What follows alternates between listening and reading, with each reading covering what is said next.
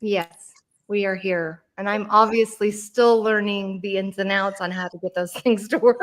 I don't know I now. clicked on go live because I was like, oh, you started, but it says we haven't gone live. Did I skip the go live? Okay, people, I am not a behind the scenes person. Like, we need somebody that can do behind the scenes for me. Well, Because this is what makes the podcast so much fun, right? Absolutely. Anyway, we're glad y'all. We're a human podcast. Well, this is very just raw, right? We're just like into people getting together and chit chatting. So it's not like it's all stuffy up here. So anyway, we are excited for y'all to be with us tonight. This is the Flameless Fireside podcast that focuses on LDS singles and the ups and downs and ins and outs that goes into being an LDS single in the church. It's kind of tough sometimes. So we're here to hopefully give some advice or opinions or just something that can help you on your way along your path. So my name is Celeste. I'll be your host, and I am here with the beautiful Joyce and the handsome Corey, and they are going to be my co-hosts with me tonight. And so tonight's podcast, we're going to be talking about money, and should money matter in dating? And as an LDS single, is financial stability a deal breaker, or should love and faith take priority? So in this episode, we're going to be exploring whether dating for financial security is wise or limiting. And we're going to ask challenging questions to help you reflect on your own priorities when it comes to dating. So that's a lot to cover. And I wish we had a lot of time to dive into each of those individual topics, but we're going to kind of move through them and try to get as much out there as possible to help those who might be struggling in this area. So I'm actually going to start out. We're just going to have like an opening discussion starter question. So this is the question, and I want each of us to just kind of either answer, discuss it, or something. But do people really avoid dating someone due to financial struggles? And that could be their own financial struggles or the struggles of someone else. What say you? Corey, you can go first. Corey, okay, I get to be the bad guy first. I think finances. If somebody told me that they have massive debt, or they're behind on their bills, and they can't get good, they can't get credit, and just whatever, like just the basics. To me, it's something I don't want to take on, and in the back of my mind, like, it's going to be a huge red flag, because if you can't take care of your own world, like, what makes you think you can help take care of mine, like, as a partnership? So to me, it just shows that you're not organized. You don't plan. You'd rather live for today and worry about tomorrow later. And those are like indicators to me as like, maybe this is not a good partnership. Okay, so I'm going to challenge on that. What does it matter? What the reason why? It does. Like, if they have a reason, like, the divorce went bad, they had to spend money on lawyers, like their husband's not giving them money, like maybe the husband can't pay spousal support or child support, so she's making ends meet once in a while through credit cards, then I would understand a little bit. I'd be like, okay, yeah, you're kind of in a tough spot. But if she's driving a really nice car and lives in a really nice house, and she's got gobs and gobs of debt, and she's got nice clothes, or closets like stuffed with clothing, and she's got like tens of $1,000s in debt, I'm like, whoa, there's definitely a bad habit here. All right. Okay. All right, Joyce, what's your take on that? So I think kind of as you asked, Celeste, I do think that for me, it really does matter, like, why there might be problems. I've often thought that, for me, it isn't always about the amount of money someone makes, but it's about their ability to be productive.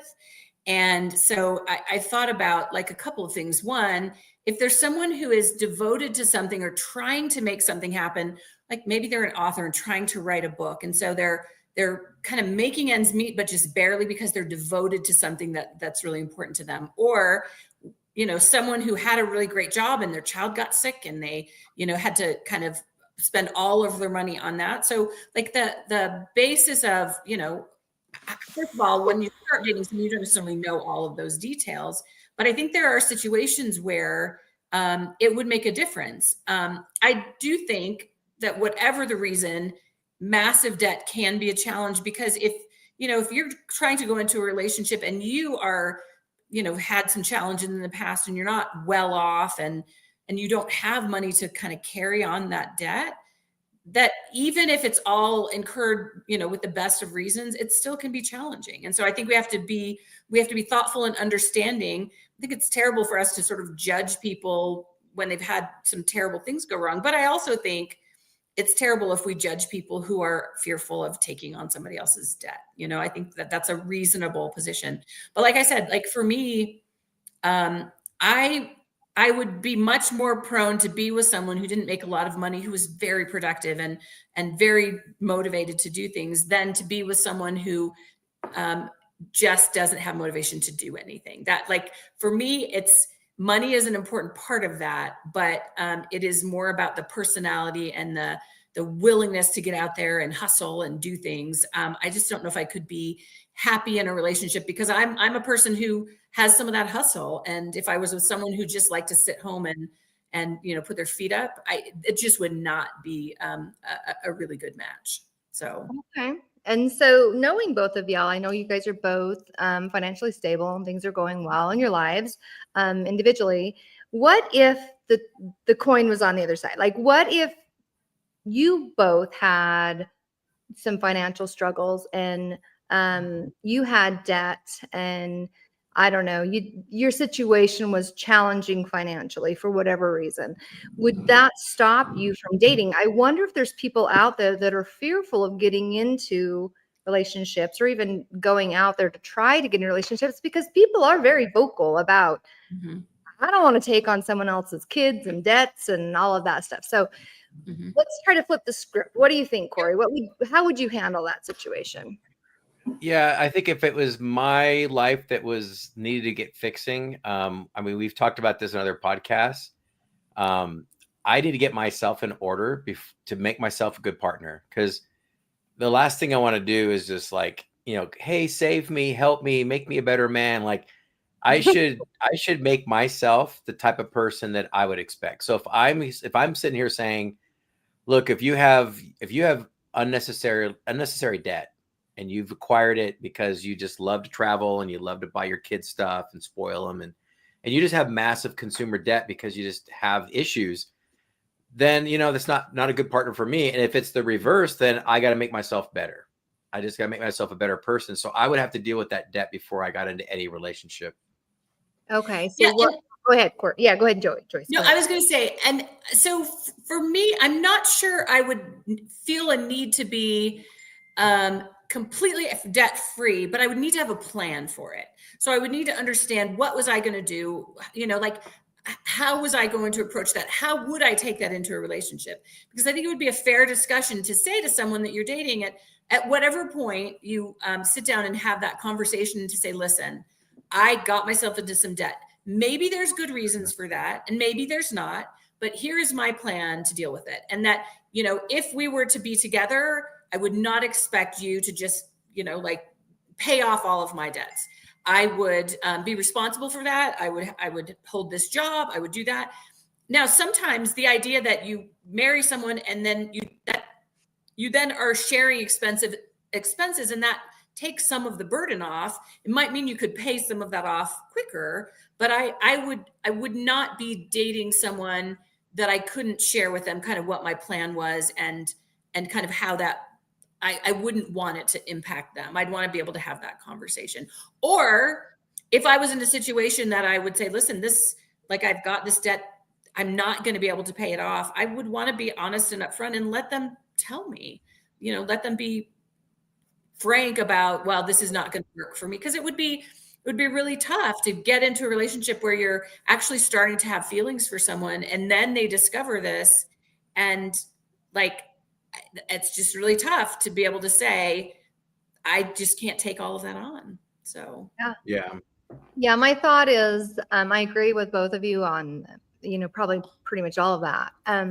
I do, however, have, a soft heart for these females, and we'll get to this down the road a piece, who have, you know, did their part, who stayed in the home, who raised their kids and did not spend, you know, 20 years or however long, gaining a career and experience in the workplace. And then they find themselves in, you know, the singles world, and they've got kids and they don't really have anywhere to go with things. And, but we're going to get to that later, but that's like the one area where I do feel like, you know, or, you know, and even when Corey, he did like a little preview podcast kind of thing for this tonight. And in that he had said, you know, some men do go through some really, really challenging divorces where if the woman might be personality disordered or something like that, they will just drain them of money in the courts to where now they are in really severe debt because of a divorce. So I think there are things that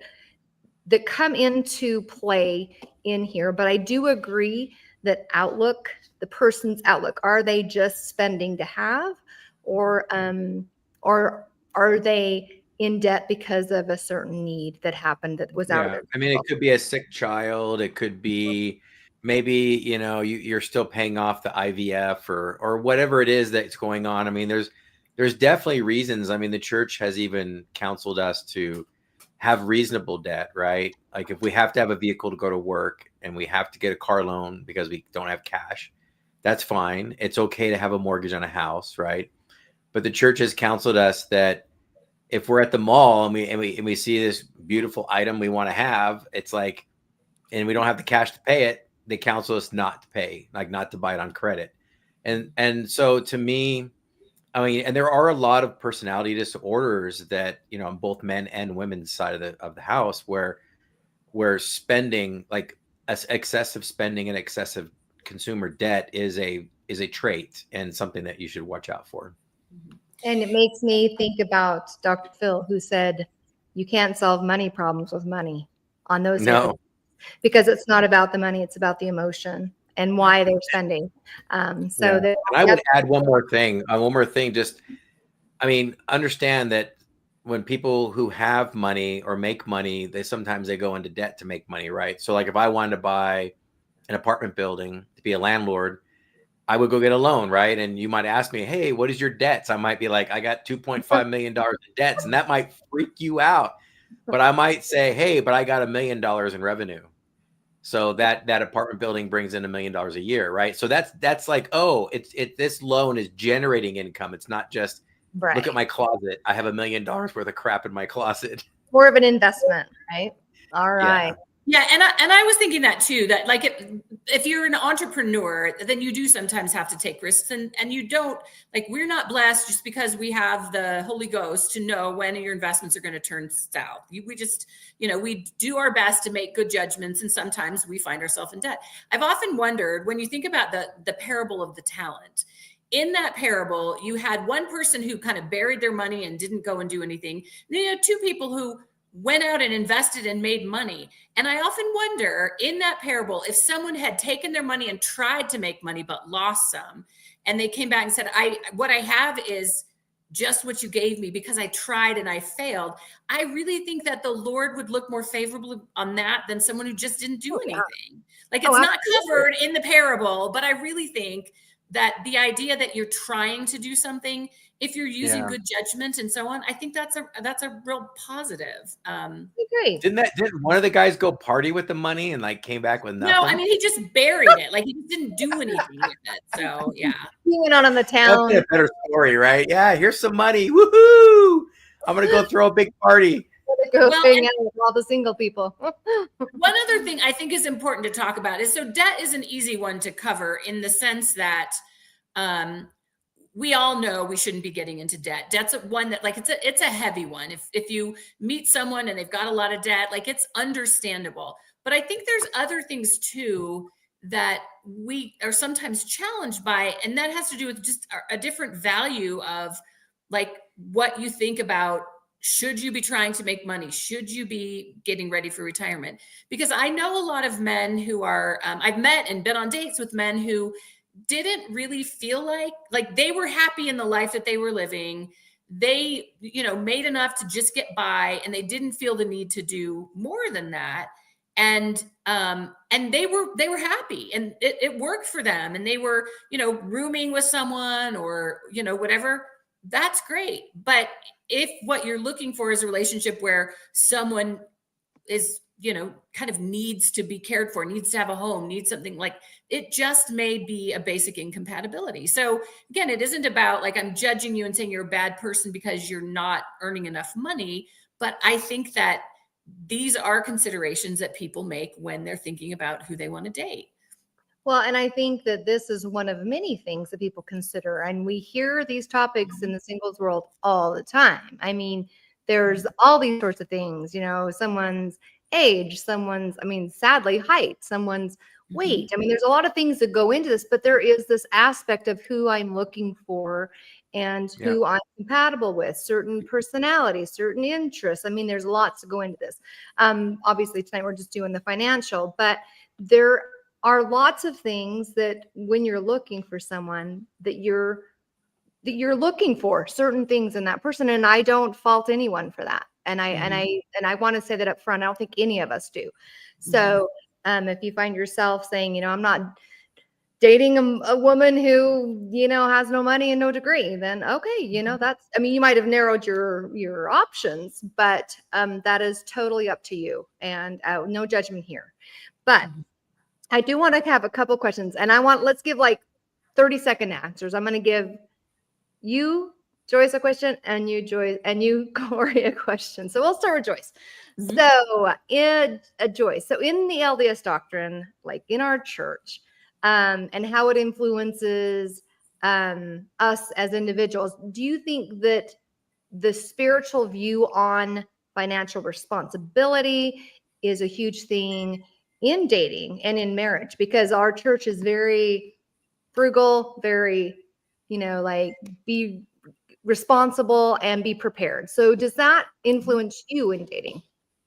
Yeah, I think that it does, because I think the idea that we need to be self-sufficient, I think that's a really strong thing. I mean, I was a Relief Society president, and I remember like just learning so much about what that really means. And I think that there are many times in life that things happen and we struggle to be self-sufficient. And so we need to do the least of the things that we can. So in other words, like I used to say, I will do a food order for you, but I'm not making the phone call to get a ride to pick it up. So I feel like we're responsible to do what we can. And I think that especially if you're wanting to be in a healthy, happy relationship, you have to be able to have a certain level of self-sufficiency. So we're making this a short answer, but I will say, I come from a single mom. I spent a number of years as a child of a single mom, and my mom and my stepdad were married, and she literally single mom, 5 kids, but she was trying really hard to get off of state assistance and build her life. She thankfully married my dad, and he was this middle-class guy who was driving a sports car and gave it all up to be, to be the stepdad of these 5 kids. But she was working really hard to become more self-sufficient. It was a challenge, but she was working on that. And so I do think there's a spiritual principle behind the idea that we need to be responsible for ourselves in that way. And I have confidence, I have a testimony that when we're doing the least thing that we can, that the Lord is going to help us. That's right. We give what we can do, and he helps us the rest of the way. All right, Corey, in your dating life, are you more focused on financial success or spirituality of the person that you are going to be choosing as a spouse? I mean, I want somebody who's like spiritual, but somebody who's like emotionally grounded. I don't need somebody that's super successful. I've dated people that made more money than me, were super successful, had their own companies. And, it's not like I didn't like them because they had all that, but it wasn't why I was dating them. And, and that's fine. But I always remember like the phrase in the temple, like when Satan's like, you can have anything in this world if you have money. Yeah. And then the guy says, I have sufficient for my needs. And that always touched me whenever I heard that in that particular part. And I was like, you know what? that's how I have to live my life. I want sufficient for my needs. Like, I don't want to have this huge desire that I got to seek money, that I got to seek riches, that I got to, but I do admire the journey of the church, right? So I look at the church like a person, right? And the church is in, it's almost like it's in midlife, right? It's like it's in its 40s, like a version of us, right? It started out really small, right? Financial troubles, like we did when we were in our 20s, trying to make ends meet, right? And then look at the church today, because they were frugal and they saved, they didn't get into debt. Now they own properties, they own farms, they own cattle ranches, they own malls, and everybody in the world is freaking out that the church has $1 billion cash treasure. Like, and they're like, "Why does the church have so much money?" And it's like, well, the church is living, it has sufficient for its needs, and its needs is to grow and to build temples and so I think that hearing how the church has matured in its financial status, I think we do the same thing, right? It'd be really depressing if the church fell apart at the very, like, after 200 years. Sorry, we're bankrupt. I mean, we'd feel very disappointed that they weren't frugal and managed their money very well. And I think we should be the same way. Well, and I was going to say, Corey, I think that what the church has done is follow their own advice, which is save for a rainy day, like be thoughtful about how you invest, and pay for things, don't go into debt. There's so many churches that they have to raise money and they go into debt for all their church buildings. And there was a time when in the church, like within our memory, where people would have to contribute to building funds. But because, I remember. Right? Because I was a kid, and I remember my grandfather going, and they're like, right? Here's the ward budget, and who can contribute what? And then like brother so-and-so's like, I'll give 10 grand. And the other guy's, I'll give 5 grand. I'm like, holy moly, it's a lot of money you're giving to the church. Yeah. That's awesome. I don't remember that. So me in my young years. You are too young. Just kidding. I was in Utah. We didn't have that type of stuff. Okay. But it's interesting that church is sufficient. It has really made it, it's to the point now where every ward gets an equal share, and you don't have to worry about, like in Peru, they're all getting together going, hey, how much money can you contribute to the ward this year? You don't have to worry about that, because the church was really frugal with its money. And I think we should follow that. A lot of things too. They subsidize education, they subsidize adoptions, they give around the world to a lot of different people in need and a lot of different organizations. Yeah. Because they have lived what they've taught. And it's ironic, because I believe that teaching comes from Christ, and that his church is living what it should be living, the correct principles. Okay. So some of these things I wanted to talk about just by why money matters in relationships, we've already talked about. But one that I thought was just interesting that we haven't really touched on was financial capability, no, that's not the word either. Compatibility. Goodness gracious. Sorry. One of those days. Does the compatibility matter more than wealth? So like being able to be on the same page, like what if y'all are both like kind of frugal and whatever, or is it like, hey, this person's really wealthy, that can benefit me? Like, where's your stance on that? I know both of y'all are doing fine financially, but what are your thoughts within the LDS world? What do you think? I think I'll give you a man's perspective, right? Because, I talked about in my little video on Tuesday that, or was it Monday? It was Monday, I think. But I talked about how, like in the family proclamation, right? The responsibilities of a man, there's like the 3 P's, right? There's preside, there's provide, and there's protect, right? Yeah. So those are the men's responsibilities. And so as a man, and I would challenge all the men out there, are you living up to those? Like, are you able to lead? Are you a good leader? Are you practicing to be a good leader and a presider in the home? And then are you able to provide? Like, are you like educating yourself? Are you continuing? It's funny in my career in cyber and other careers I've had, they call it continuing education, right? You got to have so many continuing education credits. You have to prove that you're still learning and getting better at your job.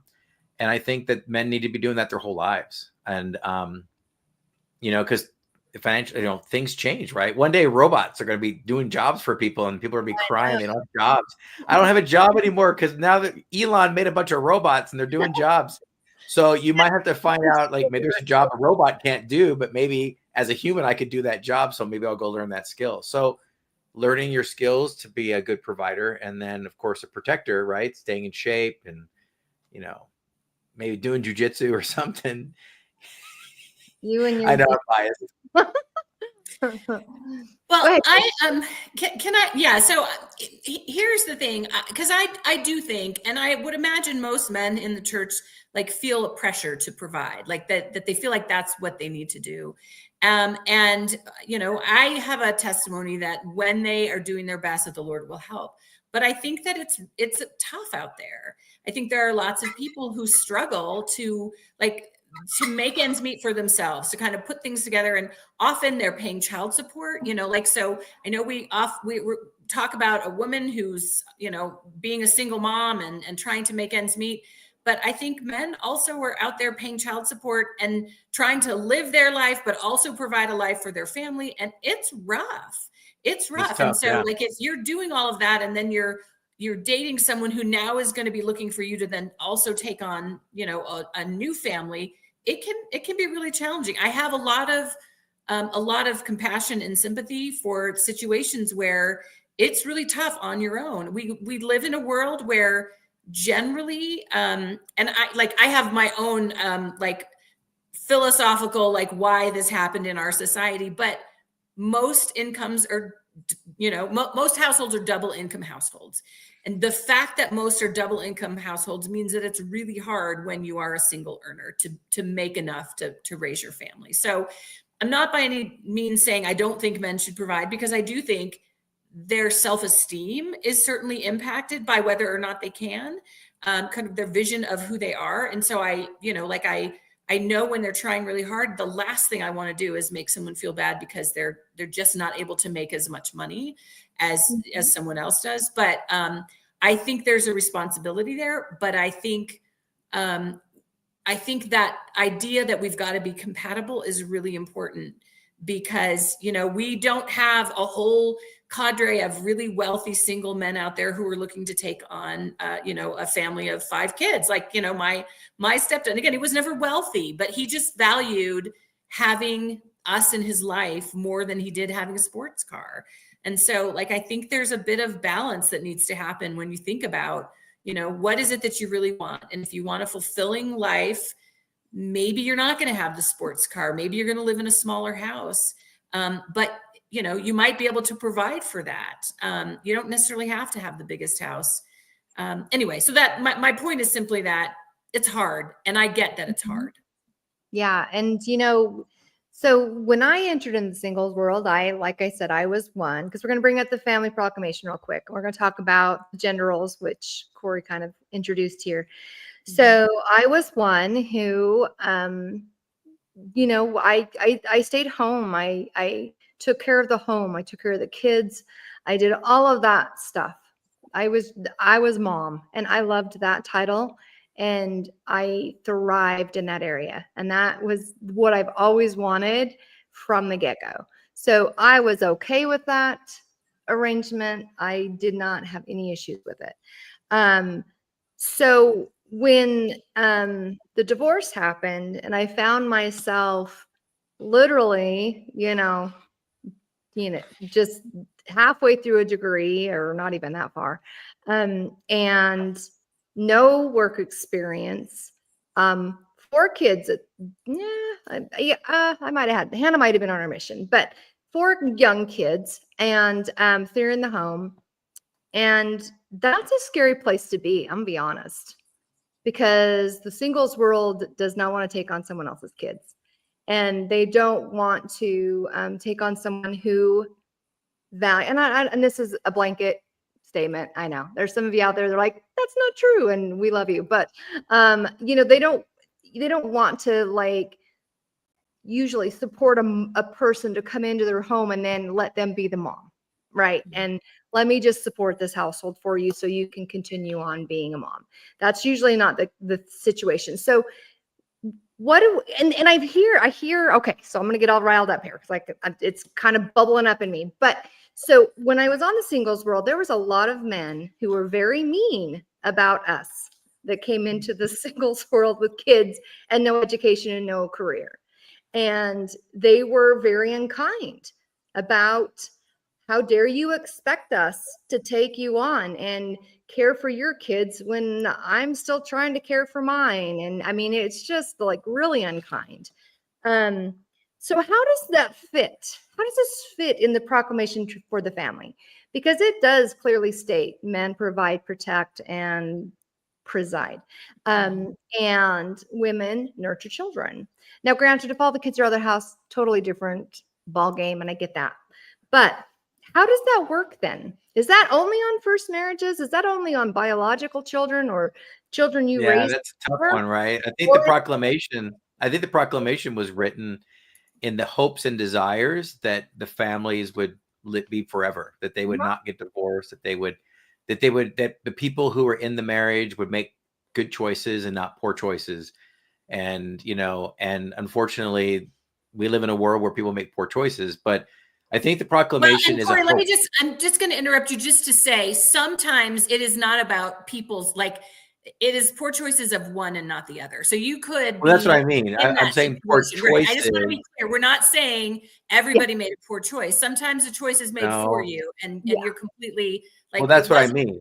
Well, that's what I mean. Somebody makes a poor choice. Or a couple of poor choices. I'm trying to be kind and not use the exact act that people are committing. I'm saying that somebody makes a poor choice and it affects the whole family. It affects the person who's trying to live a good life, trying to live a good marriage, and then the other person makes a poor choice. I know in my marriage, my wife stayed home. There were times when, I might have been laid off of a job and things were tough or things were tight, and she would go get a job. And sometimes she had access to getting a job at Sears. For those who don't know Sears, Sears was a department store, pretty good.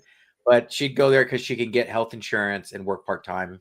And, so she would help out, and she'd work there for a few months. And then when I got a job and everything was back to normal, then she'd leave that job and stay home with the kids. So when the situation reared its ugly head and I had to file for divorce, I felt bad for her because she had an associate's degree in college. That was really it, but she really didn't have a lot of work experience. But there was a lot of blessings that the Lord took care of us, in a sense that about 2 months before the divorce was final, I got an email at work that said, "Hey, we're doing a special hiring, and we're only going to be interviewing and hiring people who are friends and family of existing employees." Oh. So I sat down with my wife, or soon to be ex-wife, and said, "Hey, look, the FBI is doing this hiring thing, and you're my wife still. So let's put your resume together and let's submit it and see." And she was very thankful. I mean, I know she was very thankful because she was able to get insurance, because California didn't require me to pay for her insurance. So she would have gotten her own insurance through the bureau, and she would have gotten a job and income. And, so that really helped her out. She's still working there. She got half my retirement at the time. So she was able to fund her retirement account and start building that up. So in a sense, I provided, in that moment, to make sure she was set on a path to where she wasn't going to be in a massive trouble. So, or financial trouble. But we were lucky. But I, even though I was upset and I was the one filing for divorce, I still had to look at her as a person and a human being that, didn't deserve to just be like, screw you, I'm going to ruin your life. I really wanted her to be set up, and maybe, not have a lot of debt and have a job and health insurance and stuff. So that was my situation. So, then you can say, so Corey, you feel that the proclamation is probably just for like first time goers, like in the beginning when you're both kind of starting out your family and starting to begin. Is that what you're saying? Well, because I think when I was divorced, I think I was really hesitant about getting remarried because I still paid spousal support at the time. My kids were growing, so I didn't have to pay, child support, but I had to pay spousal support, right? And so I thought, man, am I going to bring this burden into a marriage where the wife's like, okay, so I have little ones and I need to stay home with them and you need to provide. And I'm like, yeah, but half my income's going to my spouse and it's going to be really tight and really tough. I didn't really want to bring that into a situation like that. So I was very hesitant.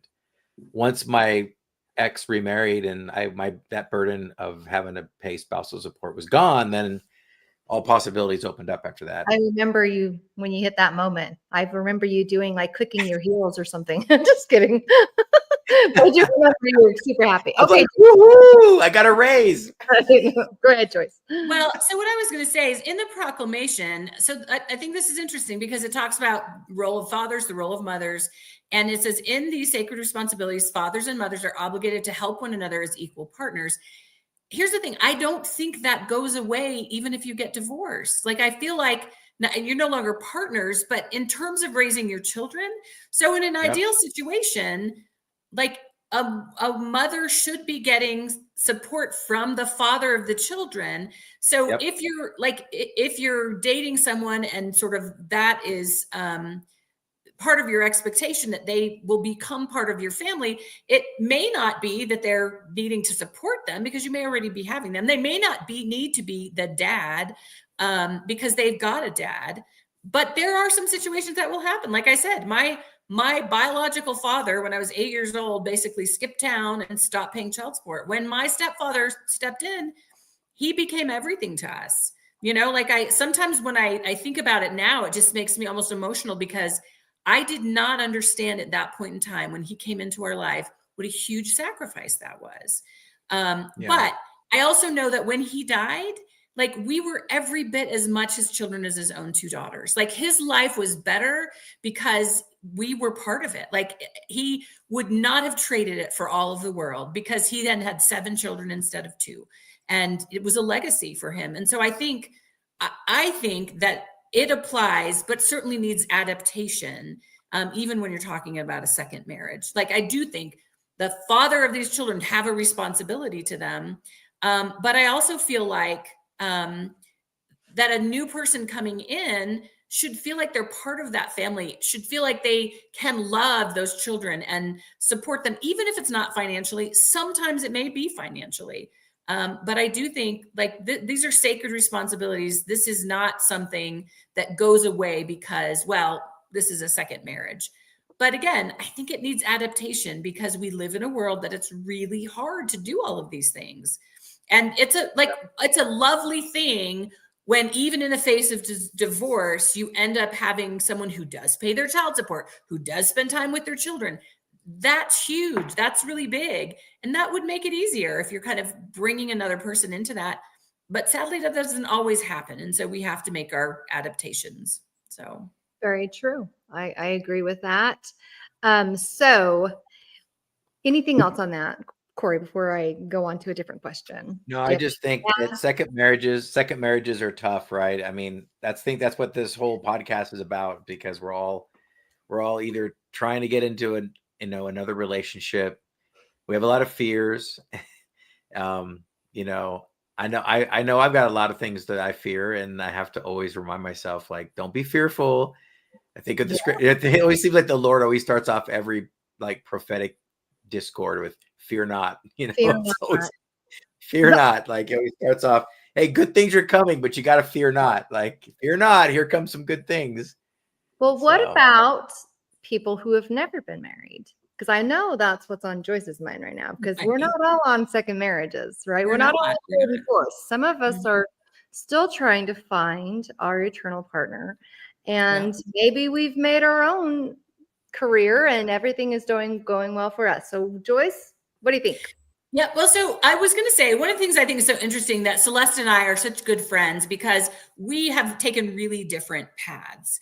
But we've both been blessed in different ways. Celeste has children who she adores. Now she has a grandbaby. And so, right. So these wonderful things in her life, I don't have those things. But I do, like I'm getting ready to retire and, early, I'm not 65, but I'm getting ready to retire. I'm so blessed in that way. Would I trade that to have children, even if I was, like in a divorce situation? Probably, because children are a blessing. And so I would say, anyway, I think it's so interesting because we do come from very, very different perspectives. Mhm. One of the challenges that sometimes I think people in my situation find is that sometimes we are better off than someone who's been through a divorce, or maybe just wasn't like didn't find their place or their role or their whatever.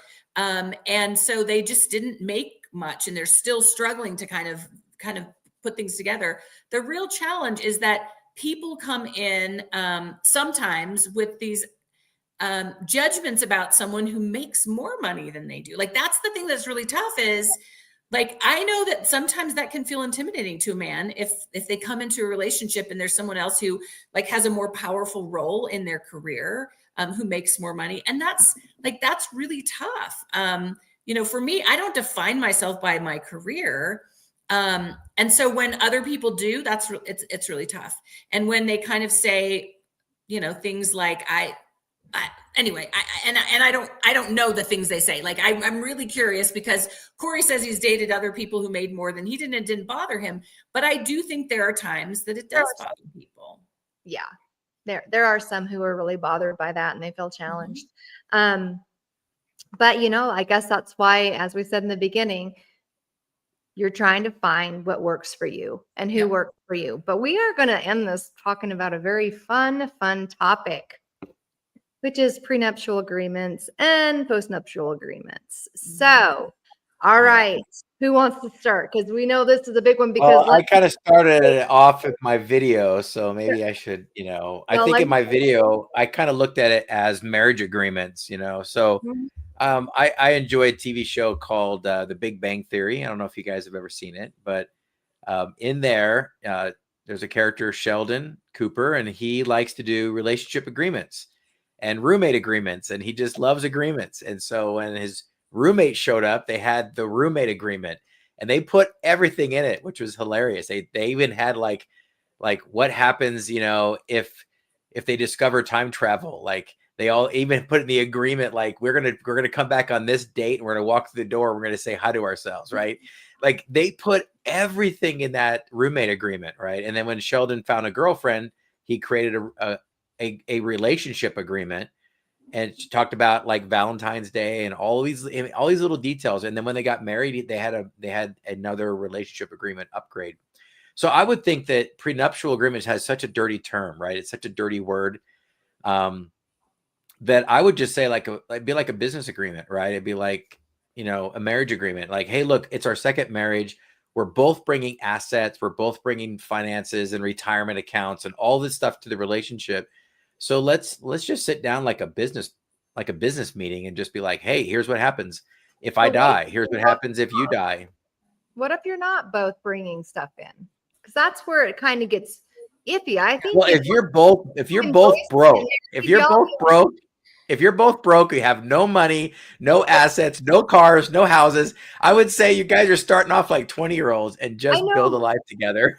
So, but hear me out here. So I think, like, let's say you and Joyce are getting married. You guys are both financially stable. You guys are both have your careers, and you'd be like, dude, you keep yours and you keep yours, and we're both fine. Like, yeah, but that's all done verbally. And then what happens is that people get angry. You wouldn't have an issue with prenup, because I wouldn't. you keep yours. Okay, you keep yours. Or no one has anything. What are we nupping here? Because there's nothing. Well, nothing. Like when I got married, like, that's why when I got a divorce, I had no problem dividing up everything, right? I had no problem saying, here's half my retirement. You take this house, I'll take that house. You take the house in Utah, I'll take the house in California, whatever it was.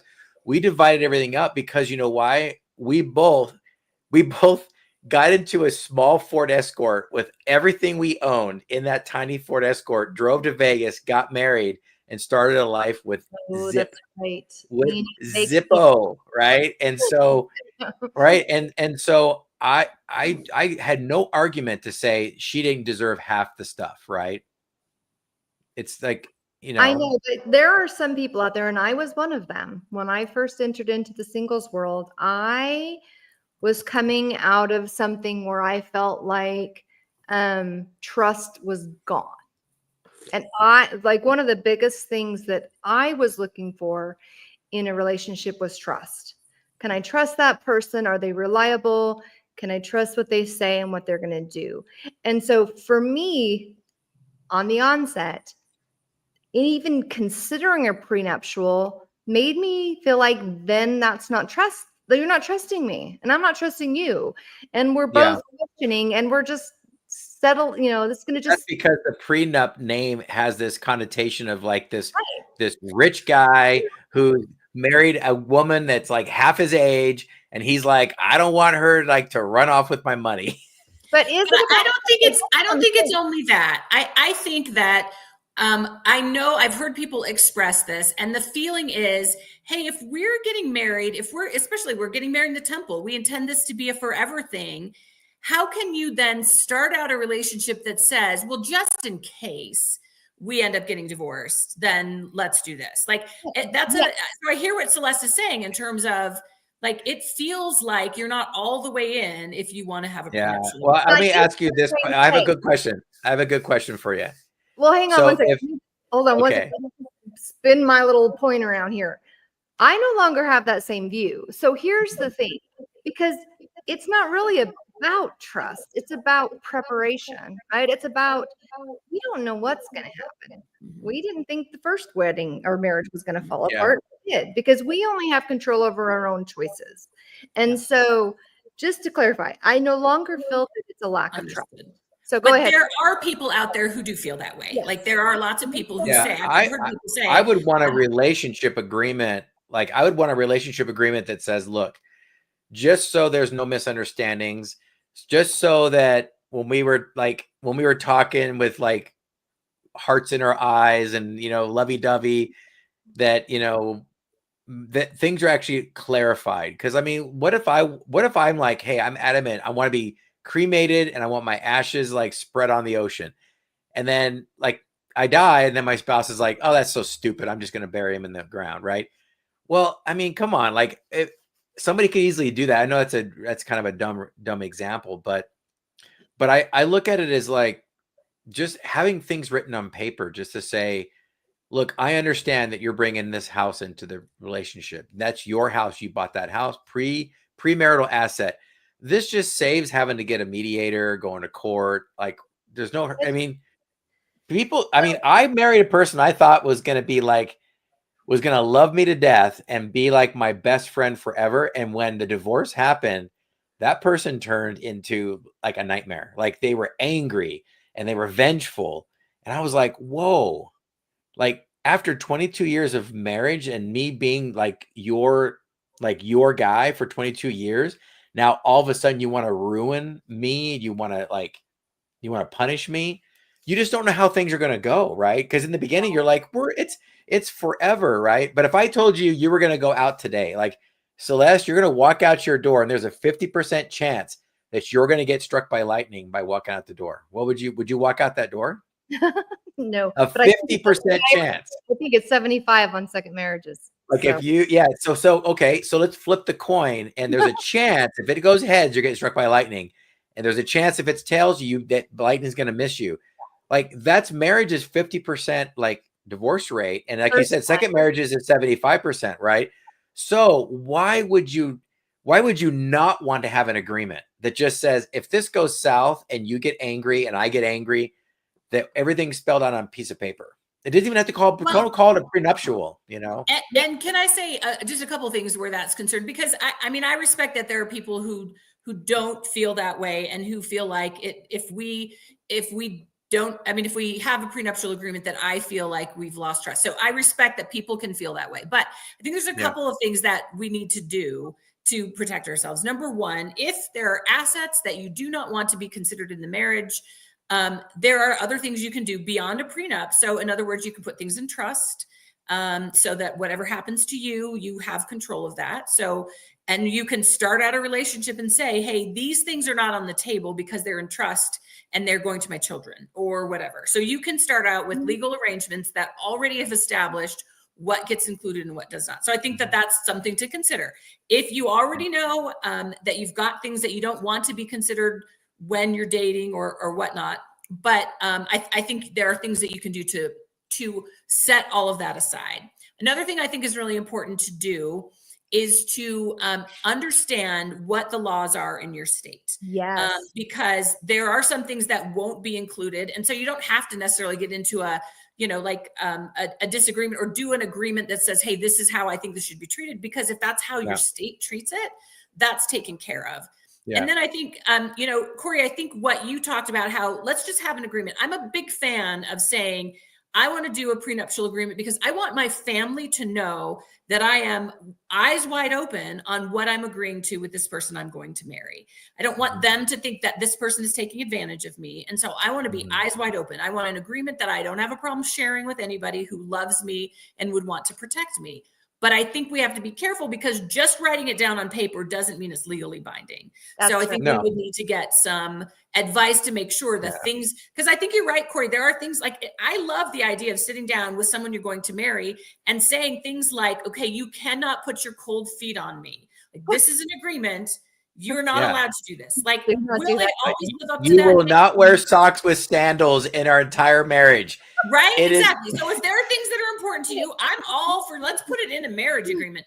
But we have to be careful about what is actually legally binding in that agreement, because it would be tough if we went to all this work and then the state laws didn't even align with it. So, well, that's the thing is that so contract law, you can supersede certain things. That's what so if you're in a state that's a no-fault state, you can get a prenuptial agreement that overrides the 50-50 by saying if you are unfaithful in the marriage, you get 25% of the assets. And that is legally binding in a state that is a no-fault state, divorce state, because you agreed on it in a contract.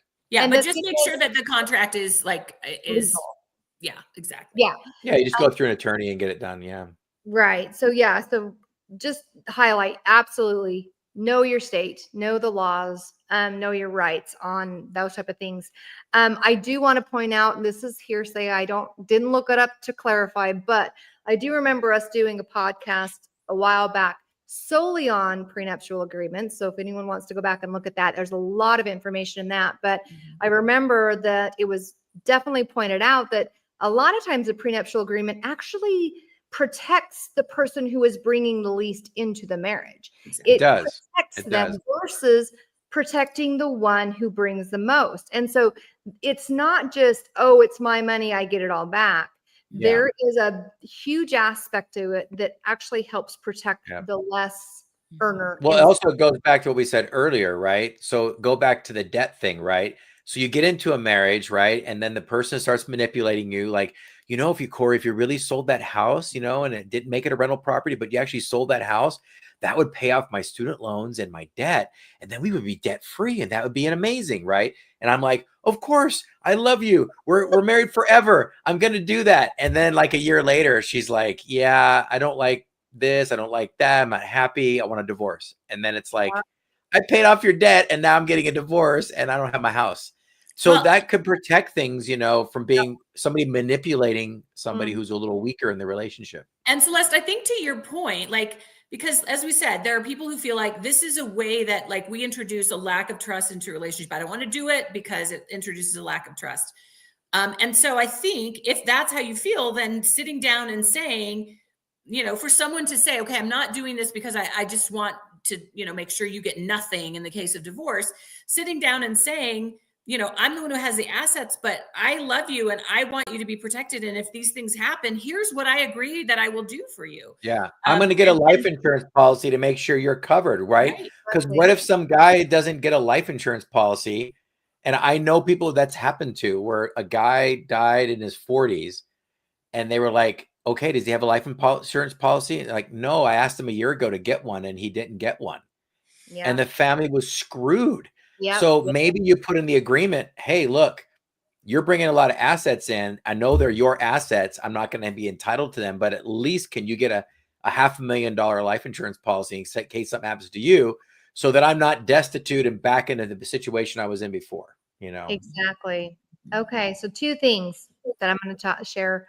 One, again, this is hearsay. I was going to say it before, but I forgot. But it has been told or has been said that when President Nelson remarried Wendy, that prior to that, he divvied out his the money to his children that he would have left in like a will of sorts to them, so that they felt secure in knowing, the next wife is not getting all the money. Like, he was smart about it. He figured out how to divvy things out. Of course, it's the prophet. So, I mean, he wasn't at the time, but like, I think that, but he still wanted to make sure that Wendy would be taken care of. So some of it was moved forward with him to his next marriage. So I think that, prenuptials and things like that, postnuptials even, are a benefit to those sometimes who might find themselves on the weaker side. But I just want to share one personal experience. So I had just sold my house and I just purchased this house. And when I had bought my last house, I bought it in August. The divorce proceedings had been in June, but it was not 2020. So anyway, long story short, I guess the thing wasn't actually signed till after the August date. So when I went to go sell that other house, I had to have my ex like sign to say I could sell my own house. And I was like, what do you mean? Because they're like, well, you're in Texas, it's 50-50 and you were married when you signed, so it's half his. So it gets better though. So then I am currently now married. So to sell my house, I had to have my current husband's approval, because guess what? It's half 50% his too. I don't know how all those 50s would actually work out in a Well, basically, you would be left out of nothing. I was like, so me, a female who has purchased my own house, now has to have the ex and the current who lives in another state give me permission to sell my house. So that's what I'm trying to say. Like, sometimes we're not sure or not aware of what the laws are. And granted, they were both totally cool with it. It wasn't a big deal. Like, I was like, okay. But it was just an aha moment for me. Like, these are the rules I wasn't aware of. These are the laws I wasn't aware of. And if either of them would have been an unkind person and wanted to get back at me, guess what? They could have taken 50% of my house. So it's just, sometimes it just is what it is. And we need to protect ourselves and we need to protect those we love. And it's not about trust. I really want to hammer that home. It's not about trust. It's about preparation. It's about just in cases. And it doesn't mean, hey, we're getting married, but just in case we're divorced. It's not like that attitude. It's just, we need to know what we're getting into and what we agree on. And let's sit down. Let's discuss finances. Let's sit down. Let's discuss our future. Let's make sure that we both feel comfortable, that we both feel taken care of, and that we both feel as if moving forward, we can do this with a peace in our heart, a peace in our mind, that in case the 75% chance or 50% chance or whatever it is happens, we know what will be expected. Okay, so we're at the end. Do you guys want to have any? I just have two quick little things, Celeste. So number one, I think it's important, like part of what you're saying is having that conversation can be so meaningful in the relationship, because you may learn things about each other that you didn't really know. And if you can't get through that, if you can't have a conversation that says, hey, this is what I would expect, and this is what, like, you may not be compatible. Right. And then there was a question here that someone added in the comments that said, so just because you match in every way, but money, you shouldn't marry them. And so what I would say to that is, if you don't match in money, there may be bigger problems than you realize. And so it's a compatibility issue. And so you might get along great. You might enjoy each other's company. You might finish each other's sandwiches. And so but I think that having those conversations about money really help you to figure out, are you really a match in every way? And to that person, I would ask, why is there money discrepancy? Like, what's the cause? Okay, go ahead. Well, I would say just like if you were to meet me and you came to my house and you saw the kitchen had a pile of dishes, dirty dishes in the sink, and you saw that the house was a mess and that there was a pile of laundry on the couch that wasn't folded, and then every time you met me, I was in my ruffiest, scruffiest clothes, you would say, there's an issue in this guy's life. Like, there's something going on in this guy's life that he can't even keep himself organized or clean his house or do the dishes, right? It's the same financially. If my financial situation was just as messy, in debt and problems and all kinds of problems with my finances, you would say the same thing. Like, there is something going on with this guy. I don't know what it is, but this financial burden that he's bringing to the marriage is a problem, because I would not want to marry a person that had piles of dishes and piles of laundry and couldn't even control. Like, they wore nasty clothes and they had holes in their jeans, and they were like, you know, they're still wearing like 5-year-old underwear with holes in it. You're like, dude, what are you doing in your life? Like, what is it in your life that you can't be clean? It would be same financially. So I was just going to say, one of the hottest qualities in someone I was dating once, I was on a conversation we were talking one Friday night, and he was going around his house cleaning all of his toilets. And that was hot for me. Like, he was cleaning all of his toilets. He took care of that. He was doing it not because I was coming to visit, but because he just, like, that was it. So it's stupid things like that sometimes that, like, are you compatible? Like, yeah, it's little things like that. And money can be such a big thing. Money is a big thing. If you don't talk about it, you know, like, so I don't think we're saying make sure you marry someone who makes the same amount of money as you do. Or, no, we're just saying that do they manage their money well? It is really like, do they pay their bills, and do they pay their bills with cash and not with credit cards? like you know what I mean? It's like, even, are they really frugal, and that's okay with you? Like, you would be okay living a lifestyle that was very frugal. Like, so we're not saying everybody has to make a lot, or he's got to make a lot more. But if he doesn't make a lot, can you contribute to what he does? Do you mind that you're, you know, like, going to live in a smaller house and you're going to have to make your own bread? Like, though you may find someone who isn't well off, but that you work really well with, and that's okay. But you just, I got one real quick 30-second story that you guys will think is funny, but I met a girl many years ago. I met a girl, and she said, "Hey, let's go on a trip sometime." And I'm like, "Yeah, sure, sounds good." And she's like, "Yeah, but I only fly business class because I have a bad neck." I ended the relationship right there and then. I'm like, "You're demanding business class because you have a bad neck." I'm like, there's no guarantee business class is going to keep your neck from feeling better. But it was just so funny that she's like, "Yeah, let's go travel somewhere, but I only do business class." So it was kind of funny. Well, there are red flags, and I do just want to close this out with saying, in all of this discussion, I think the situation matters, the outlook matters. Like Joyce had said at the beginning, like, the person's willingness to try to get out and hustle to get things back in order matters. If it is a spending issue, it's not the money, it's something else. And so you have to bring all this to the table to consider, because the odds are against us in these marriages. I'm going to be honest. And so the odds, like, percentage wise. And so you want to put, if you're going to invest in a marriage, if you're going to take that jump, if you're going to do it, make sure you're doing it in a situation that is the best option for you to be successful and to move forward. So with that being said, I know that it's a little past time, but this is a very important topic, and I hope that this has given you some food for thought, and that it'll help you to move forward in your relationships. But we do want to say that we are not having an after party tonight because Joyce is karaokeing in Utah. So if y'all are in Utah, go karaoke with Joyce. Yeah, don't details tonight. Yeah, I'm sorry, folks. I'm sorry I got a better offer. So yeah, no after party. That is okay. And I had something to go on doing too. So it is okay. But we will probably do the after party next time. But for tonight, we are grateful for y'all have been here. Y'all have listened to us. We hope, again, you've learned something. And yeah, we wish you the best of luck in your financial. If you think somebody can benefit from this video, you know, share it with people. Go to YouTube, share it, like it, tell people about it, and they might benefit from it. So yes, share us around. So all right, well, you guys all have a good night, and we will talk to you soon.